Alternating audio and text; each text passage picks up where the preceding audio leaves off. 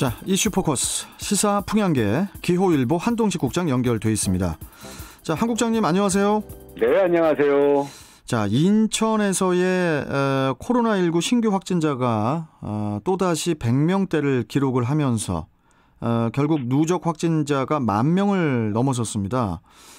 소식을 좀 전해주시죠. 네, 안타깝게도 인천에서의 코로나19 신규 확진자가 또다시 100명대를 기록했습니다. 어제 0시를 기준으로 코로나19 신규 확진자가 전날보다 2명 늘어난 114명이 발생해서 전날에 이어서 이틀 연속 100명대를 기록했습니다. 예. 기세가 좀채 꺾이지 않고 있는데요. 우려스러운 것은 감염 경로를 알 수 없는 이 확진자가 36명이나 되고요. 집단 감염이 계속 이어지고 있다는 점입니다. 이렇게 또다시 100명대 확진자가 발생하면서 인천의 누적 확진자 수는 지난해 1월 첫 확진자가 발생한 이후 1년 7개월여 만에 10,000명을 기록한, 10,000명을 돌파했죠. 10,000명을 돌파한 57명을 기록했습니다. 예. 전국에서 10,000명이 넘은 확진자는 서울과 경기 그리고 대구에 이어 인천이 뒤를 잇게 됐습니다. 네. 참 이처럼 그 4차 대유행에 따른 확산세가 급증을 하면서 불안과 우울 등 그 심리 상담 요청도 크게 늘었다고 하던데요. 좀 어떻습니까? 네, 이 최근 인천 지역 10개 군구 정신건강복지센터에 접수된 코로나19 관련 심리상담 요청을 보면요.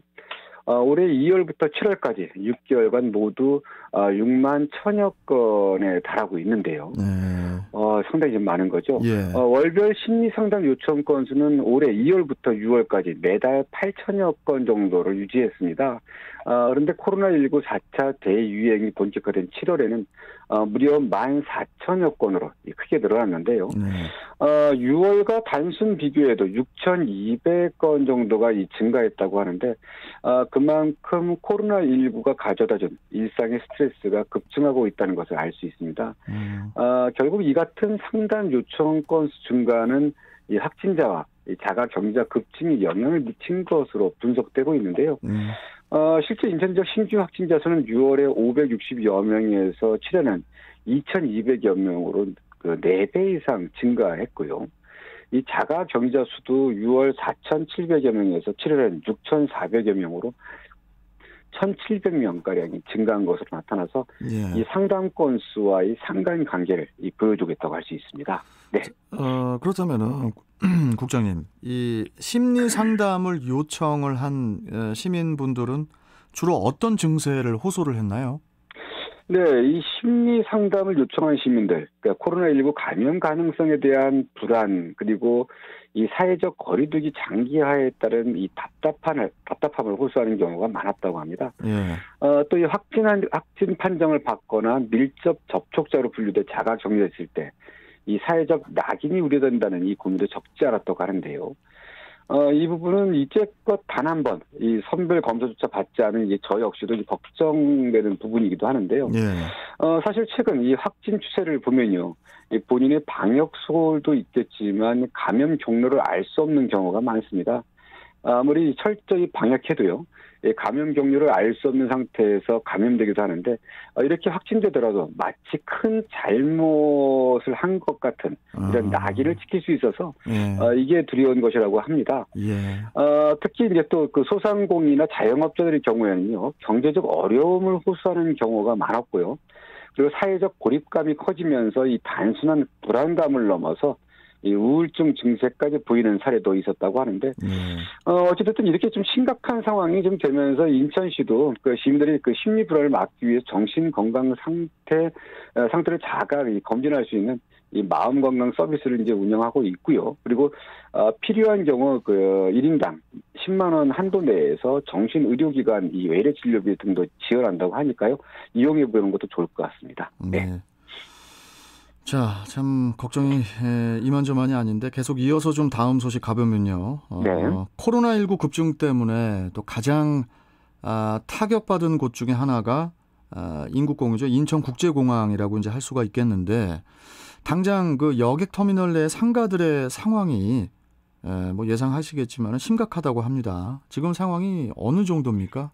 네, 뭐 최근에 이제 인천공항을 이용하신 분들은 알겠지만 그 상당수의 점포가 이제 문을 닫고 있습니다. 예. 인천공항 국제공항공사에 따르면요, 지난달 말 기준 인천공항에 입점한 총 443개 매장 중에, 그러니까 이게 그 제1터미널과 제2터미널 합친 것인데요. 예. 이 중 절반에 가까운 192곳이 한시적으로 휴점 중이라고 합니다. 그러니까 이 점포 10개 중 5개 가까운 점포가 휴점이라는 이 소리인데요. 이게 어마어마한 거죠. 예. 휴점률은 이제 그 코로나19 사태가 지속되면서 계속 높아지는 추세라고 하는데, 지난해 3월에는 인천공항 501개 매장 중에 55개가 휴점이었는데, 올해 3월에는 50% 육박하는 상황이라고 합니다. 이렇게 이제 휴점한 매장 10곳 중에 이 한 곳꼴로 결국은 이제 문을 닫는다고 하는데요. 상당히 좀 우려스럽습니다. 네. 참 뭐 결국 이 같은 뭐 휴점이라든지 폐점 사태가 뭐 당연히 이용객 급감에 따른 것 아니겠습니까? 지금 어떻게 보십니까, 국장님?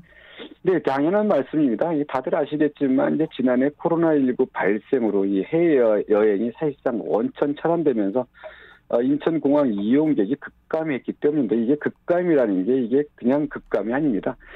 이 공항 이용객의 이 상황을 보면요, 2019년에는 7,100만 명이 이 한 해 이용을 해서 2001년 개항 이래 최대를 기록했습니다. 이게 코로나 상황 바로 직전 해인데요. 하지만 이제 지난해에는 그 6분의 1 수준 1,200만여 명으로 쪼그라들더니 올해 들어서는 지난달까지 이 147만여 명으로 줄었습니다. 그러니까 2019년과 같은 기간에 비교하면요, 지금 3% 수준에 불과한 상황인데요. 뭐 이에 따른 적자도 이제 만만치 않습니다. 인천공항공사는 이제 지난 2019년 8,634억 원의 그 흑자를 냈는데, 불과 1년 만인 지난해에는 4,229억 원의 적자, 8천여 원의 흑자에서 4천여 원의 그 적자를 기록했는데, 이는 17년 만에 처음 본 적자라고 합니다. 예. 뭐 규모도 엄청나지만요.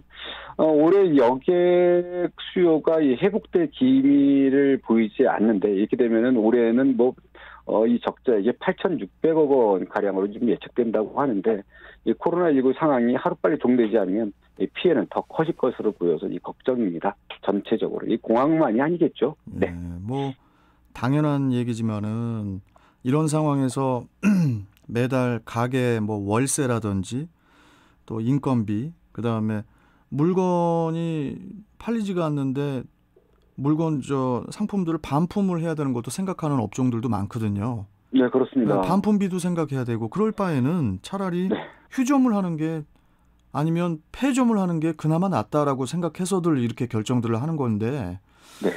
거의 뭐 그냥 정지 상태라고 봐야죠.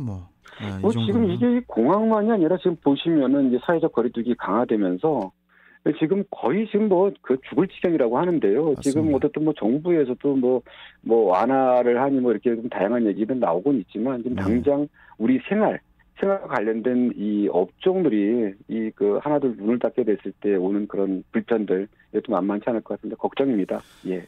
이런 말씀 드릴 땐 좀 어떻게 생각하실지 모르겠는데, 좀 이렇게 젊은 친구들은 업종이나 업태를 좀 이렇게 배달 사업 분야로 빨리 이렇게 좀 변화를 주면서 바꿀 수가 있는데, 네네. 좀 나이 드신 분들 같은 경우에는 요새 다들 배달로 이렇게 한다고 하는데, 예를 들어서 먹는 가게를 예를 들자면, 그걸 좀 각 지자체마다 좀 그 가게들의 좀 이렇게 배달 사업으로 좀 이렇게 변화할 수 있는 어떤 그런 도움 같은 것도 좀 줄 수 있는 도우미들도 좀 있었으면 좋겠어요. 네? 좋은 말씀하신 것 같아요. 네. 그게 좀 필요할 것 같고, 지금 더 걱정인 게 뭐냐면요, 지금 30년, 40년, 50년 된 이 노포 있지 않습니까? 그럼요. 네. 이런 노포들은 견딜 수 없어서 지금 문을 닫는 업체들이 속출하고 있다는데요. 이 어떤 이 사회적인 전통, 이런 부분도 사라지는 거라서 좀 걱정입니다. 진짜 대책이 나와야죠. 더. 아이고 참. 아무튼 오늘 말씀은 여기까지 듣고 또 다음 시간에 뵙도록 하겠습니다. 고맙습니다, 국장님. 네, 감사합니다. 자, 이슈포커스 기호일보 한동식 국장이었습니다.